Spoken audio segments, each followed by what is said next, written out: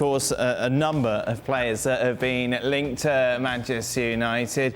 We'll talk about Chelsea a little later on with regards to who could come in and whether or not they need a striker. But let's focus on the names that have been bandied around regarding United's transfer targets at the moment, Rob. We understand that the De Jong deal isn't going to happen, despite the fact, of course, United have been chasing him for quite a large part of the summer. That's off. Rabiot's off. The latest ones are what? João Felix and Casemiro.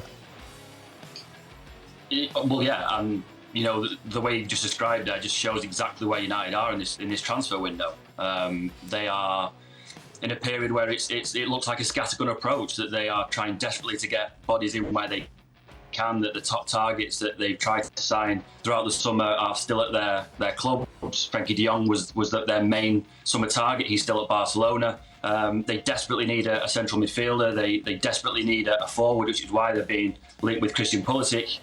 They also need a backup goalkeeper. They need a right back. You know, you could argue that they need 6 players before the end of the window, which is unlikely to happen because, you know, they haven't done well throughout the summer.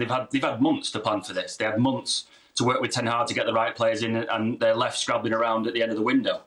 You know, there was a quote from Gary Neville years ago that you can find the clubs who are badly run by looking at the ones who are scrabbling around at the end of a window looking for players. And United are here again. You know, we've been here time and time again, and United find themselves in that same position that with time running out and the clock ticking, they are desperate for anyone, and that's where they find themselves at the moment. Rob, why haven't they learnt their lesson? It's not brain surgery, is it? Get the players you want in early, and then you've got the summer to work with them. Well, that's it. And, you know, United will tell you that doing transfer deals is very, very difficult. And it is. You know, it's not as easy as just you go and you ring a couple of clubs, you pay the money and the player arrives. You know, everyone knows it's not as easy as that. But all United's troubles, especially this summer, have been set against a window where City have gone and done their business very early. Liverpool have gone and done their business very early. Even Chelsea with Raheem Sterling seem to do it with minimal fuss. So all these other clubs seem to be able to do their business quietly and efficiently.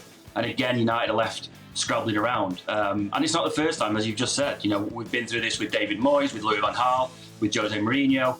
You know, this isn't the first time, and it just shows that United, in terms of competing with their rivals, do not recruit well at all. Who's to blame, Rob? How long have you got? You know, the fans would point at the owners that they haven't made the right appointments in key positions.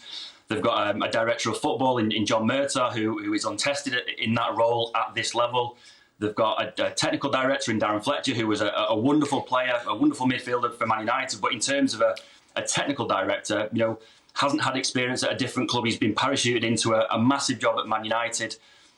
You also have to point the finger a little bit at Erik Ten Hag that this recruitment this summer has his fingerprints all over it.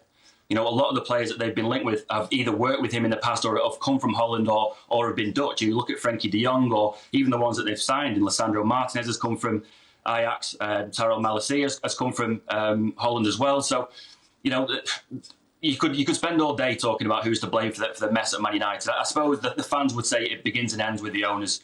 You know, they've had 20-odd years as owners of Man United, and the one common denominator through all this, through the free fall of Manchester United, has been the owners, so it has to stop with them. Thanks so much for watching ESPN on YouTube, and for more sports highlights and analysis, be sure to download the ESPN app, and for premium content and live streaming, subscribe to ESPN Plus.